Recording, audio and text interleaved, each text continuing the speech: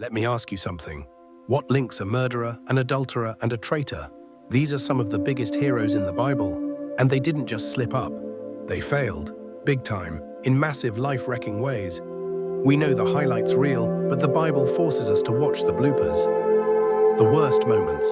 Why would it do that? What if their biggest failures weren't the end? What if they were actually a turning point?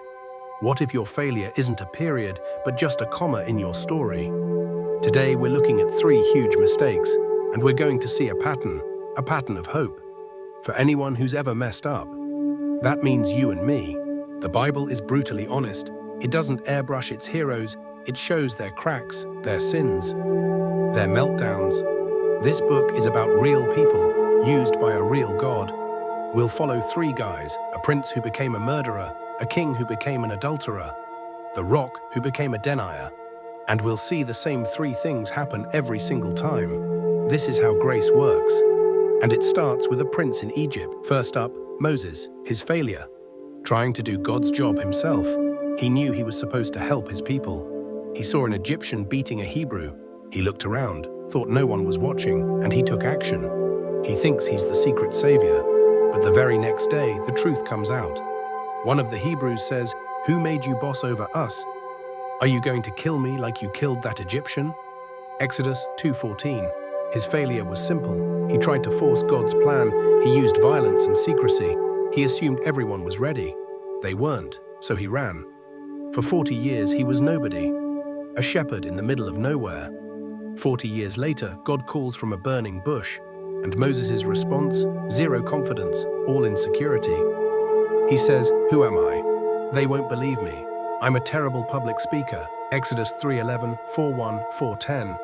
God doesn't remind him of his past strength. He doesn't say, "Remember Egypt." He meets Moses right in his failure. His answer is simple, "I will be with you." Exodus 3:12. The answer to Moses' failure wasn't a strategy. It was a person. God himself. The man who failed by taking control only succeeds when he lets God control. His failure taught him the most important lesson. This was never about Moses. It was always about God. Act 2, David, the man after God's own heart. This is the giant killer, the worship leader. At the peak of his success, he's bored, he's not at war, and he lets his eyes wander. One look entertained, one decision made, one act of betrayal. Then the cover-up. He calls her husband, Uriah, home from battle. But Uriah is more loyal than the king. He refuses to go home. David's next move is unthinkable. He writes a death warrant. He sends it with Uriah himself. The cover-up is now murder. 2 Samuel 11:14-15.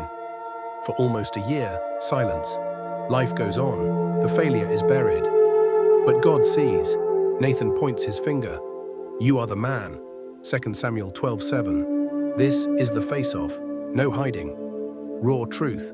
And here's David's greatest moment. His response. No excuses. Just 4 words. "I have sinned against the Lord."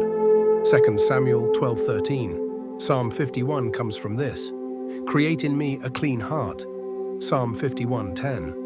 Nathan's reply is instant grace. The Lord has taken away your sin. But consequences remain. The child becomes ill and dies. The failure is forgiven, but the scars are real. David's story tells us this. You can be close to God's heart and still fail horribly. And you can fail horribly and still be brought back. He was a man after God's own heart, not because he was perfect, but because he repented. Act 3, Peter, the failure of pride. He's all talk. "Lord, I'm ready to go with you to prison and to death." Luke 22:33. Jesus looks at him and says, "Peter, before the rooster crows, you'll deny you even know me." 3 times. His big talk melts into fear. He follows Jesus, but only to the enemy's courtyard. He wants to be near, but not noticed. Panic sets in. "Woman, I don't know him." Then another person asks, then another, a relative of the man he attacked. "Didn't I see you in the garden?" John 18:26. The pressure breaks him. He starts cursing and swearing. "I don't know the man." Matthew 26:74. This is Peter's face-off. No prophet, just a look. And Peter remembered Jesus' words. He broke down and wept bitterly. Luke 22:62. Why and Peter? Because Peter didn't feel like a disciple anymore. He was the denier. Grace sends a personal invitation to the one who failed worst. Later, by another fire, Jesus asks him 3 times, "Peter, do you love me?" John 21. Peter's pride had to be shattered, so God could rebuild him on grace. The man who failed at a fire would later preach at Pentecost and lead thousands to Jesus. Acts 2. His weakness became the spot for God's strength. See the pattern? 1. The failure. It's big, it's personal, it exposes a weakness. 2. The face-off.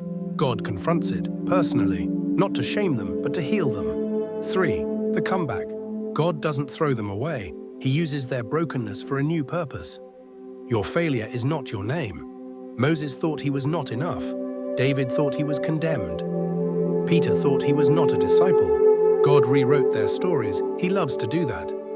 If you're watching this, feeling the weight of a mistake, this is for you. Your failure disqualifies you from relying on your own strength. Good, that's where God wants you. His power works best in weakness. 2 Corinthians 12:9. Your failure is not too big for His grace. Grace is always bigger. Romans 5:20. Your failure, given to Him, can become your greatest tool. You'll be able to help others because you've been there. 2 Corinthians 1:4. The Bible shows us their worst moments for one reason: to give us hope. The God of Moses, David, and Peter is your God.